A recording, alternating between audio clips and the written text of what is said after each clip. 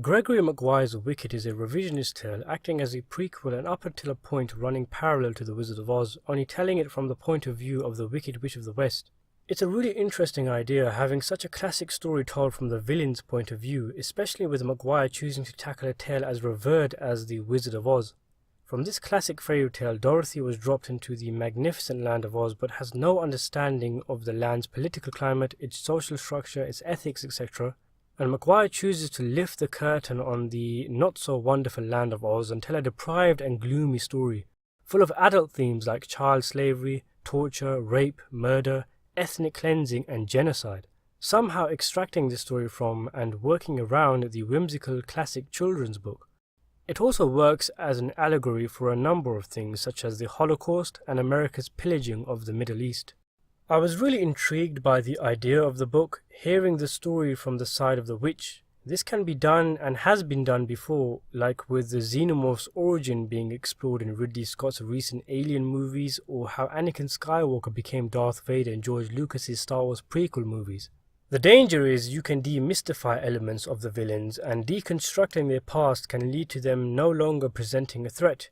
Another issue I foresaw with making a prequel to the witch's story is that you run the risk of showing her too much sympathy and rob her of her villainy. One last blunder that could potentially happen, and does happen in places, most notably with the Wizard of Oz himself, is that some revisionist characteristics of characters are so detached from the original depiction that you could make the argument that they might as well be different characters altogether, that they are nothing like the original characters and that Maguire has just forced them into his vision.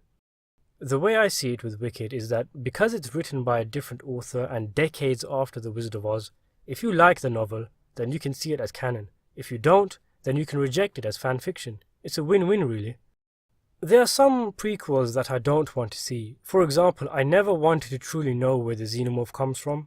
But when I learned of Wicked, I was really interested, mostly because Margaret Hamilton gave such a magnificent performance as the witch in the 1939 film. I was engrossed by the idea to examine how this person ended up as she did, if she ever was a person to begin with. How did she end up as the notorious Wicked Witch of the West? Why is she green? Why can't she touch water? A lot of these kinds of questions are covered in Wicked, some answers of which I was satisfied with and some not. Again, when the writer is taking on a character as famous as the Wicked Witch, of course it's going to be difficult as the reader to accept certain things because certain elements, well, every element of a character really, has been established for almost 100 years. Most revisionist explanations are going to be difficult to swallow. I haven't read any of the original Wizard of Oz books, and though I've heard it does give you a better appreciation of Wicked apparently, having seen the 1939 picture alone is supposed to be enough going into the novel. In terms of its status as a prequel to the movie, there are one or two continuity errors. The first is established in the first page of the novel, where it's clear that the initial entrance of the witch in Munchkinland in the movie, confronting Dorothy and the Good Witch of the North, never actually happened.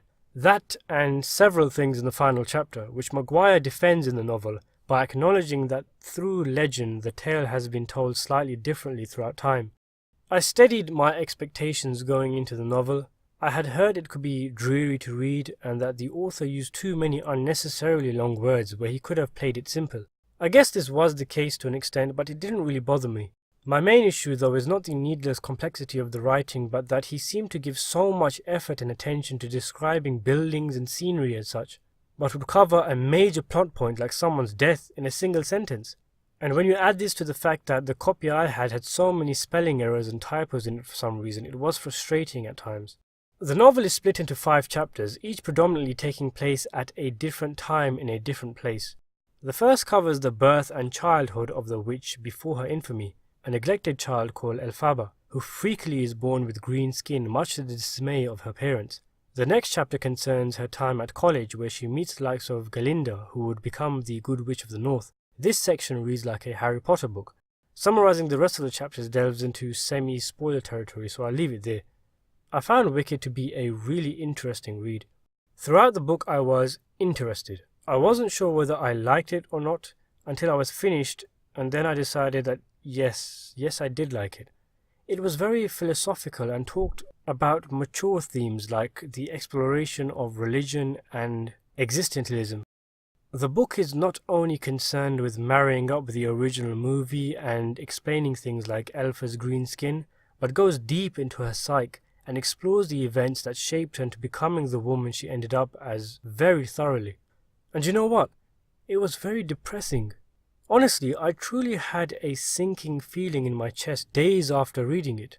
Elpha feels like a real person, and her story in Oz, a cruel and unforgiving land, is very sad. It's not a sob, woe is me story at all, but instead is tackled very sensibly. I found my thoughts constantly darting back to the novel after I'd read it, remembering specific parts and the overall disheartening feeling the book gave off. There's a lot of injustice in the book, a lot of misunderstanding, a sense of lost, broken childhood, and soured friendships, berated good intentions, and undeserving legacies. Elphaba's story is encompassed and swallowed up by loneliness and regret, a need for redemption and a thirst for justice, and just knowing how she feels and how she thinks, and then seeing events fold out with her eventually, dissolving after being hit with a bucket of water, it just left me feeling really down. The book was so effective in achieving this that I even looked onto the internet to see whether the witch ever comes back from her death, or is ever acknowledged as anything other than a cruel tyrant throughout Oz, because I wanted her story to continue. I didn't want this miserable, desolate ending to actually be the ending. The first two chapters shape Elphaba for the future. Then in the third, the book does something very clever by using a different character as the temporary protagonist.